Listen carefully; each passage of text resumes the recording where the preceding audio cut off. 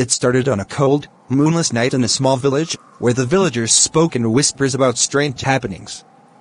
For years, rumors had spread about people changing, their bodies twisting into something unrecognizable. No one knew how or why it happened, but the fear grew with each passing month. The first incident occurred when an old man named Edward disappeared. He had lived in the village for decades, always a quiet figure. One morning, his house was found empty, but something strange was left behind. His clothes were shredded, as if something had torn through them. And in the dirt outside, a long trail of slithering marks, like the tracks of a snake, led into the forest. People feared the worst, but no one dared speak of it openly.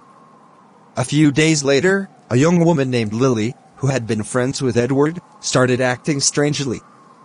She would wander the village at night, her eyes wide and unblinking.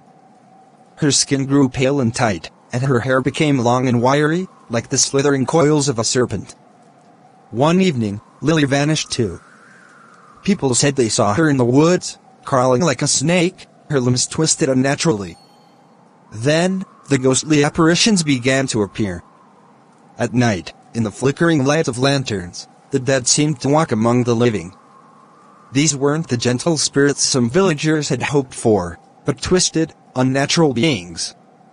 The ghosts had the faces of the departed, but their bodies were different. Long, serpentine tails slithered from beneath their robes, their hands turned to claws, and their eyes glowed with a strange hunger. One evening, the most horrifying of all things occurred. A group of villagers were gathered in the town square when a woman, long believed to be dead, appeared. She was once a kind, gentle soul, but now she was something else entirely. Her skin was ghostly pale, but her body was distorted, her legs replaced by thick coils of a snake. She slithered up to the villagers, her mouth opening wide, revealing rows of sharp, snake-like teeth. Her eyes glowed a deep, unnatural red.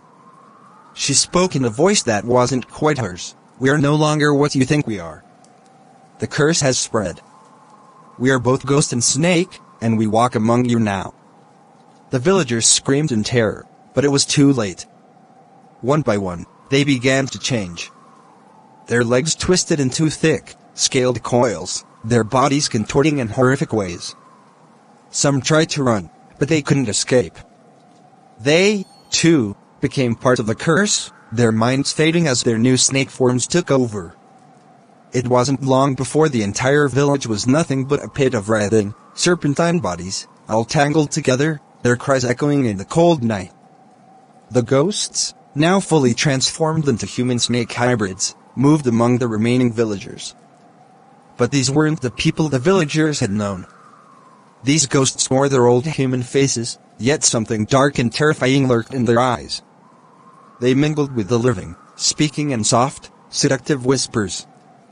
At first, the living couldn't understand what was happening. They thought the ghosts were returning for a final farewell. But soon, the villagers realized that the ghosts weren't simply haunting them. They were now taking over their bodies, slowly twisting their flesh into serpents. It wasn't long before the curse spread far beyond the village. The snake ghosts wandered from town to town, taking over more and more people. At first, they would whisper in the ears of the unsuspecting, telling them they could join the strange, unholy union. But soon, it was too late to resist. The curse spread faster, turning towns into nightmares, filled with snakes in human form, each one carrying a ghostly spirit inside. People who had once been human were now nothing more than snakes, mindless, twisted creatures of the curse. And the most horrifying part? There was no escape. If you saw one of them, you became one of them. If you heard their whispers, you were already gone. The villagers were no more, replaced by creatures who slithered and hissed in the shadows, the ghosts of the past forever mingling with the cursed flesh of the serpents. And no one would ever again be free of the curse that had turned both man and